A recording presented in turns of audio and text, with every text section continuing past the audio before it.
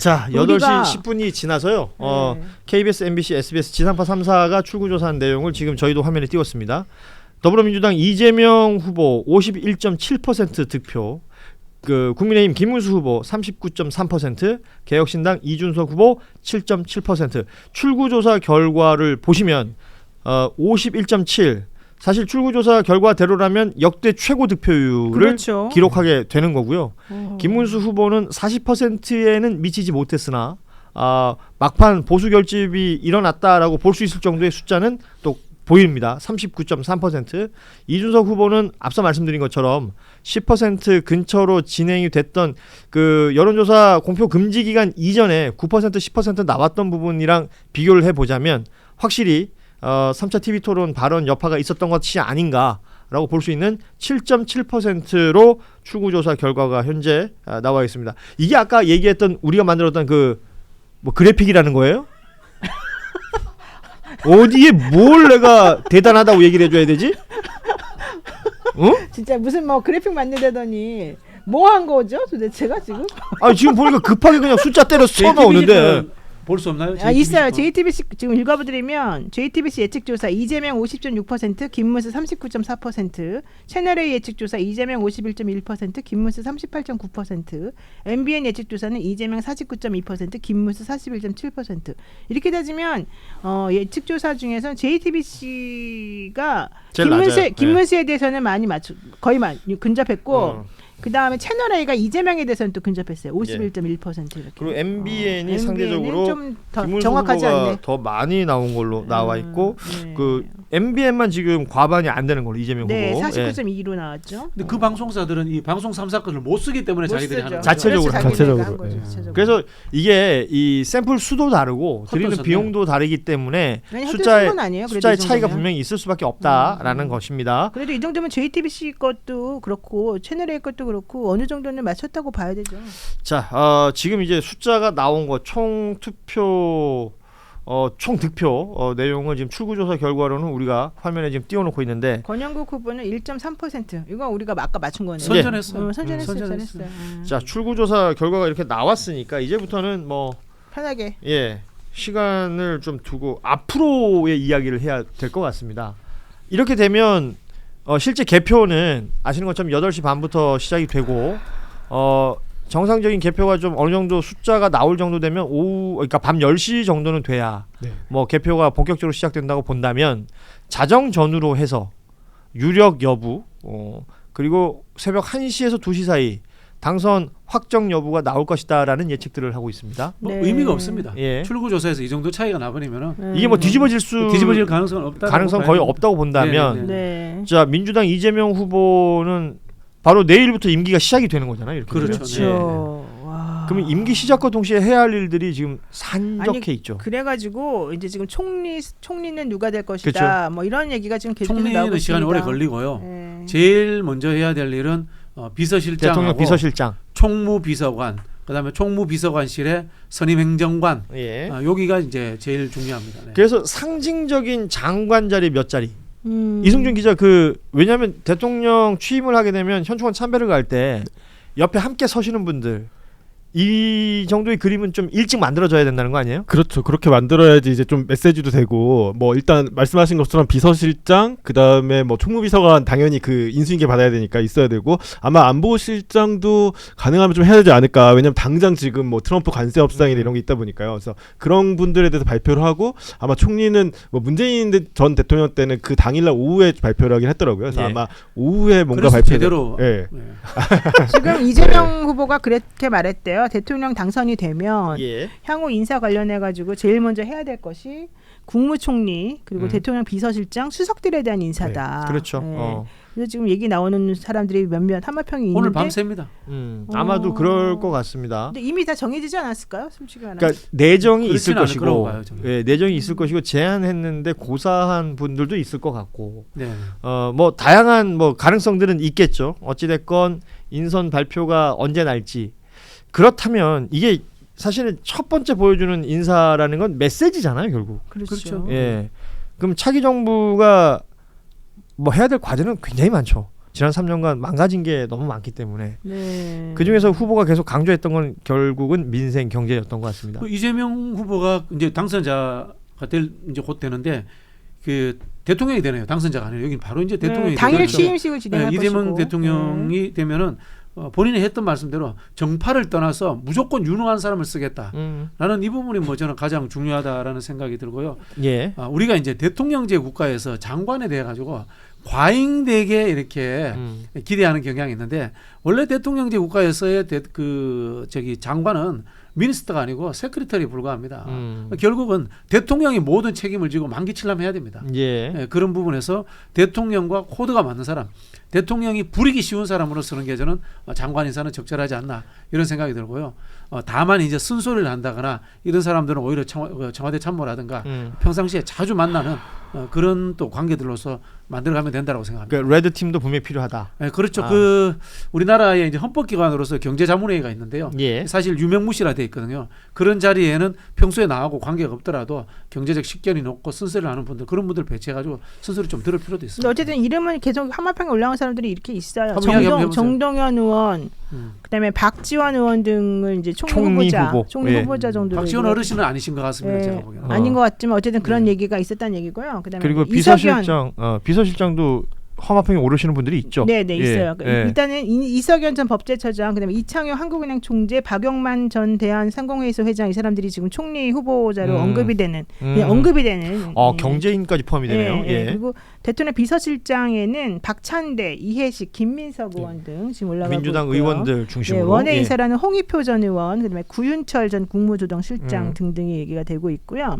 어쨌든 이재명 구윤철 장관은 정책실장 물망 아닌가요? 비서실장이 아니라 국무조정실장. 그러니까 원외 인사로 이 대통령 비서실장에 이름이 오르고 있다는 그러니까 함합평이다. 기사가 예. 채널A 발로 지금 나오고 있고요. 기사들이 지금 언급되고 있는 이름들이 있으니까요. 예. 네네네. 지금 그렇게 나오고 있고 지금 이재명 후보도 이렇게 얘기는 했습니다. 제일 먼저 해야 될 게 총리하고 비서실장 그다음에 수석이다. 당장 대통령실 구성원을 정하지 않으면 아무것도 일을 못하기 때문에 하겠다. 이런 얘기를 지금 했고요. 이렇게 되면 내일이 당선 첫날 그렇죠. 취임식 합니다. 임기가 첫날. 임기 첫날. 그게 이제 원래는 보통 자정부터 임기가 되는데 이번 보궐선거라서 내일 아침에 선관위가 회의를 열어서 이재명 당선자 땅땅땅 의사봉을 두르고 그때부터 당선증을 줘야죠. 당선이 네. 결정되면 그래서 내일 아침에 대통령 신분이 된다. 임기가 시작된다고 하고요. 그리고 취임식도 오전에 하는 것이고. 지금 벌써 내일 취임식에 참석하기 위해서 참석 표를 얻으려고 하는 사람들도 있을 겁니다. 지금 아마 내일 12시 정도로 지금 준비하고 있다는 거 같고요. 밤새서 국회에서 지금 간소하게 취임식은 진행한다라는 걸로 알려져 있고. 오후 12시쯤 약식으로 치러질 예정이다. 국회의장, 대법원장, 헌법재판소장, 국무총리, 중앙선관위원장 등 5부 요인과 각 정당 대표, 국무위원 등이 참석한 가운데 취임 선서를 하고 취임사를 통해서 새 정부의 정책 기조와 국정 운영 방향 등을 밝힐 예정이다. 이렇게 얘기 좀 했습니다. 문재인 대통령이 그때 300여 명이 참석했더라고요. 그랬었죠. 그리고 그게 정식 취임식이라기보다는 취임 선서식 정도 예. 하고 그렇죠. 취임사하고 바로 이제 업무로 들어가는 바로 일하러 갔었고 기억나실 거예요. 그 집무실에 일자리 현황판 올려놓고 그런 것들로 진행이 됐던 그 첫날을 기억하실 텐데 왜냐하면 인수위가 없는 대통령 임기 시작이기 때문에 당장 인수인계 그러니까 대통령실의 인수인계 그렇죠. 이 내용이 지금 가장 급하다라고 이제 후보자 시절에 계속 얘기를 했던 부분이니까 진행이 될 것으로 보이고 장관 인선이라는 것은 국무총리도 마찬가지입니다만 이제 국회를 또 인사청문회를 거치고 총리는 또 국회 의결도 거쳐야 되는 상황이니까 일정 시간이 걸릴 것이다. 다만 인사를 누구누구 하겠다라고는 할 수 있지만 임명까지는 시간이 걸릴 수 있는 것이고 그렇지 않은 차관 인사를 좀 급하게 해야 된다라는 그렇죠. 얘기들도 하죠. 총리를 왜 먼저 임명하냐면요. 총리가 동의권을 행사하잖아요. 제청권을 행사하잖아요. 장관에 대해서. 그래서 총리부터 임명하는 거고요. 그다음에 이제 차관 같은 경우는 제가 보통 이제 우리 차관이 2명이잖아요. 1, 2차관. 1, 2차관인데 보통 이제 이 국회로 파견 나오는 부처 공무원들이 있어요. 정책 전문위원으로 나오는 분들이 차관 많이 돼요. 네. 아무래도 면이 있어서 그런가요? 그렇죠. 뭐 또 그분들이 면도 면이지만 그 부처에서 에이스였던 거죠. 에이스들이 그래서 국회로 왔고 에이스들이 국회로 근데 아무래도 그 당과 면 있는 사람이 맞아요. 다 가능성이 국회로 되는 오거나 인수위로 오는 공무원들은 그렇죠. 다 에이스들이에요. 네. 왜냐하면 부처는 자기 부처 이익관계를 챙겨야 되기 때문에 그렇죠. 에이스들을 보내요. 그리고 어쨌든 능력 면에서도 검증이 어느 정도 됐다고 판단될 수밖에 없기 때문에 국회 정도 왔으면 인수위로 왔으면 될수 있을 것 제가 이제 같아요. 감히 말씀드리자면 네. 대한민국 공무원들은 대한민국이 엄청나게 발전하는데 큰 영향을 주지 않습니다. 그러나 대한민국이 망하지 않게는 합니다. 지금 이제 저희가 이제 정부 구성이라는 건 이제 인사로 시작되는 것이기 때문에 얘기를 하고 있습니다만, 그렇다면 이 정부가, 새로운 정부가 들어서면 과제들이 굉장히 많을 텐데, 민생 경제 얘기는 좀 꾸준히 해왔던 부분이지 않습니까? 그러니까 경제라는 게 근데 뭐 정부에서 컨트롤 타워가 되어서 그냥 하루아침에 뭔가 바뀌거나 이러지는 않을 거 아니에요. 바뀔 수 있죠. 하루아침에 투자를 많이, 특히 이제 김대중 대통령 같은 경우에는 엄청나게 경기 부양책을 썼잖아요. 그리고 IT 관련해서 이제 투자를 많이 했기 때문에 당시 그 인터넷 회선이라든지 예, 바로 정권 바뀌자마자 버블이라는 이야기가 나올 정도로 경기가 좋아졌어요. 그 확 올렸었는데, 그러면 지금 이 새 정부는 다들 얘기하는 게 추경 아닙니까? 예, 내수 경기 너무 침체돼 있다. 추경할 것 같아요. 돈 풀어야 된다. 근데 추경의 사이즈 얘기도 해야 되잖아요. 이거는 네네. 뭐 30조 얘기도 나오고 있고. 그러면 정부가 바뀌면 소위 말하는 효능감을 주기 위해서라도 돈 풀어야죠. 무언가 당장은. 좀 빠르게 진행할 필요가 있는 거지 않습니까? 그렇죠. 예. 지금 보니까 경제 성장률이 3개월 만에 0.5% 그렇죠. 포인트 하향했다고 지금 얘기하고 있는. 사실은 0점대 성장률이라는 건 성장을 못했다는 얘기죠. 그러니까 그렇죠. 마이너스라는 얘기입니다, 사실은. 그렇죠. 물가 상승률 계산하면 그렇습니다. 많았죠. 예. 그 지금 이 상황은, 이거는 뭐 어제 제가 이재명 후보랑 전화 인터뷰를 하면서도 이 부분에 대한 이야기를 했는데, 그러니까 현장을 다녀보면 그 다 힘들다는 거예요. 다 이게 힘들죠. 뭐 서울과 지방 아니면 자영업자들도 사이즈가 다 다르잖아요. 네. 그 뭐 우리 업종 살 것 없이 다 힘들다라는 얘기를 하고 있기 때문에 빨리 돈이 돌아야 된다라는 부분에 있어서는 전혀 이견이 없는 것이고, 그래서 국가경제 비상경제 TF도 만드는 것이고, 그 TF에서 지금까지 나온 내용들이 충분히 있을 테니까 새 정부가 된다면 아마 그것들이 다 적용이 되지 않을까라는 생각을 또 하게 됩니다. 일단은 업무는 용산에서 시작할 수밖에 없겠죠. 그렇겠네요. 그렇죠. 네. 뭐 그 얘기는 이미 한 바가 있었고, 네.